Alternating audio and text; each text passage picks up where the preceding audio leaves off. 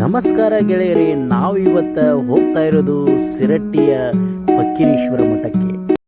ಶ್ರೀ ಸಿರಟ್ಟಿ ಫಕ್ಕೀರೇಶ್ವರ ಮಠವು ಲಕ್ಕುಂಡಿಯಿಂದ ಕೇವಲ 30 ಕಿಲೋಮೀಟರ್ ಮಾತ್ರ ಇದೆ. ಸಿರಟ್ಟಿ ನಗರವು ಯಾವಾಗಲೂ ಜಂಗುಳಿಂದನೇ ತುಂಬಿರುತ್ತದೆ. ಆ ಜನಗಳ ಮಧ್ಯೆ ಬೈಕ್ ಓಡಿಸ್ಕೊಂಡು ಮಠಕ್ಕೆ ಹೋಗೋದು ಅದೊಂದು ಮಜನೇ ಬೇರೆ. ಸಿರಟ್ಟಿಯ ಫಕ್ಕೀರೇಶ್ವರ ಮಠದ ಮಹಾದ್ವಾರ ನಮ್ಮನ್ನು ಕೈ ಬೀಸಿ ಕರೆಯುತ್ತದೆ. ನೋಡಿ ಎಷ್ಟು ಅದ್ಭುತವಲ್ಲ.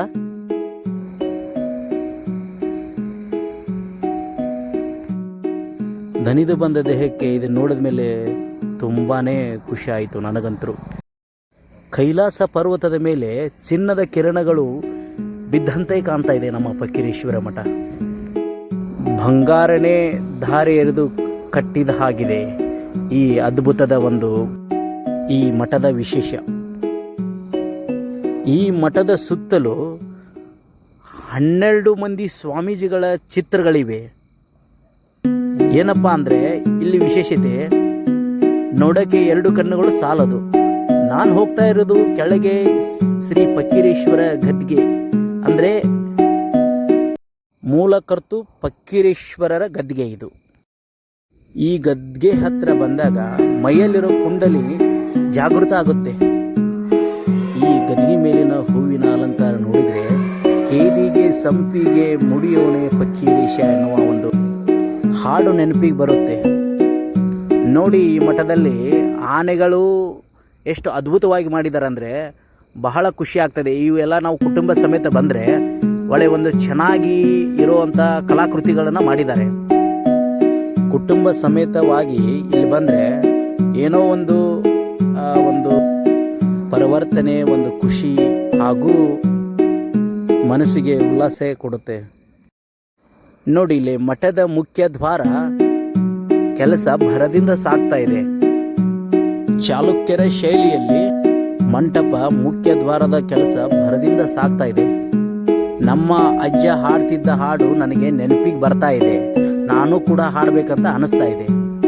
ಆ ಸ್ಥಳ ಈ ಸ್ಥಳ ಸಿರಹಟ್ಟಿ ಶಾರದ ಲಿಂಗವಂತರಿಗೆ ಶಿವನಾದೆ ಫಕ್ಕೀರೇಶ. ನೋಡಿ, ಎಲ್ಲ ಈ ಕೆತ್ತನೆಗಳು ಎಷ್ಟು ಅದ್ಭುತವಾಗಿದೆ. ನೋಡಿ, ಇದು ಫಕ್ಕೀರೇಶ್ವರ ಮಠದ ತೇರು ಏಷ್ಯಾದಲ್ಲೇ ಅತಿ ದೊಡ್ಡ ತೇರು ಅಂತ ಎನ್ನಲಾಗಿದೆ. ವಿಶೇಷವಾಗಿ ನೋಡ್ಬೋದು, ಈ ತೇರಿನ ಸುತ್ತಮುತ್ತಲೂ ವಿಭಿನ್ನವಾಗಿ ಚಿತ್ರಗಳಿವೆ ಮತ್ತು 6 ಚಕ್ರಗಳ ವಿಶೇಷ ರಥವಾಗಿದೆ. 300 ವರ್ಷಕ್ಕಿಂತ ಹಳೆಯದಾದ ಇಸ್ಲಾಂ ದೊರೆ ನೀಡಿದ ಬೃಹತ್ ನಗರಗಳಿಗೆ ಇಲ್ಲಿ ನೋಡ್ತಾ ಇರ್ಬೋದು ನೀವು. ಇವಾಗ ನೋಡಿ ಎಷ್ಟು ಅದ್ಭುತವಾಗಿ ಇದು ಕಟ್ಟಡವನ್ನು ಯಾವ ಥರ ಇದೆ ನೋಡಿ, ಯಾವ ಥರ ಕಾಣ್ತಾ ಇದೆ.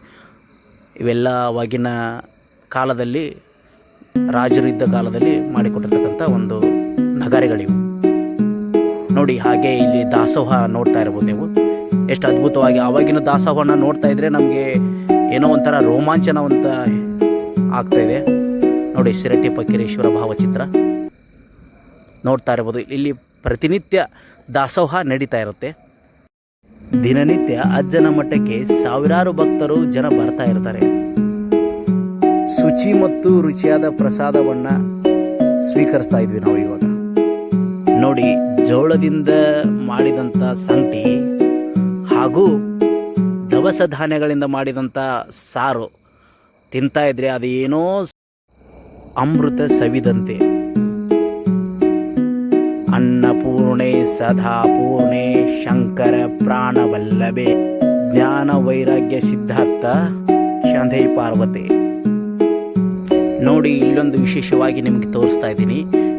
ಇಲ್ಲಿ ಏನು ವಿಶೇಷತೆ ಅಂದರೆ ಇಲ್ಲಿ ಮಜ್ಜನ ಬಾವಿ ಅಂತ ಇದೆ. ನಮ್ಮ ಅಜ್ಜನವರು ಹಾಡ್ತಿದ್ದ ಮಂಗಳಾರತಿ ನೆನಪಾಗ್ತಾ ಇದೆ ಈ ಬಾವಿ ನೋಡಿದ್ರೆ. ಮುಂದೆ ಮಜ್ಜನ ಬಾವಿ, ಹಿಂದೆ ಶೀತಲಹಳ್ಳ ಬರ್ತಿದ್ದ ಬಾವಿ ಇದೆ ನೋಡಿ. ನೋಡ್ತಾ ಇರ್ಬೋದು ಎಷ್ಟು ಅದ್ಭುತವಾಗಿ ಕಾಣ್ತಾ ಇದೆ ಅಲ್ವಾ. ನೋಡಿ, ನೀರು ಎಷ್ಟು ಪರಿಶುದ್ಧವಾಗಿ ಕಾಣ್ತಾ ಇದೆ. ಇವಾಗ ನೋಡಿ, ಕೆಳಗಡೆ ಹೋಗಿ ಆ ನೀರನ್ನು ಸ್ಪರ್ಶ. ಇಲ್ಲಿ ವಿಶೇಷ ಏನಂದರೆ ಈ ಬಾವಿಯ ನೀರನ್ನು ಪ್ರತಿನಿತ್ಯ ಶ್ರೀ ಫಕ್ಕೀರೇಶ್ವರ ಮಠದ ಗದ್ದಿಗೆಗೆ ದಿನ ಅಭಿಷೇಕಕ್ಕೆ ಬಳಸಲಾಗ್ತಾ ಇತ್ತು. ಆರತಿ ಸಂದರ್ಭದಲ್ಲಿ ಮಂಗಳಾರತಿಯನ್ನು ಜಗ ಜನ್ಮ ರೂಪವ ತೋರಿದ ಗುರು ಮಂಗಲಂ ಜಗದೀಶರಿ. ಆ ಸ್ಥಳ ಈ ಸ್ಥಳ ಶಿರಹಟ್ಟಿ ಶಾರದ ಲಿಂಗವಂತರಿಗೆ ಶಿವನಾದೆ ಪಕ್ಕಿರೇಶ ಮಂಗಲಂ ಜಗದೀಶರಿ. ಎಲ್ಲರೂ ಕುಟುಂಬ ಸಮೇತವಾಗಿ ಮಂಗಳಾರತಿಯನ್ನು ಅನ್ನುತ್ತಿದ್ದ ಒಂದು ನೆನಪು. ಸರಿ, ಈಗ ಮುಂದೆ ಮಜ್ಜನ ಬಾವಿ ನೋಡಿದ್ವಿ. ಹಿಂದೆ ಶೀತಲ ಹಳ್ಳ ಅಂತ ಹೇಳ್ತಾ ಇದ್ವಿ ಅಲ್ಲ, ಮಂಗಳಾರತಿಯಲ್ಲಿ ಇದೆ ನೋಡಿ ಅದು ಹಳ್ಳ ಯಾವ ಥರ ಇದೆ ನೋಡ್ತಾ ಇರ್ಬೋದು ನೀವೆಲ್ಲ. ಇದನ್ನು ಲೈಕ್ ಮಾಡಿ, ಶೇರ್ ಮಾಡಿ. Thank you.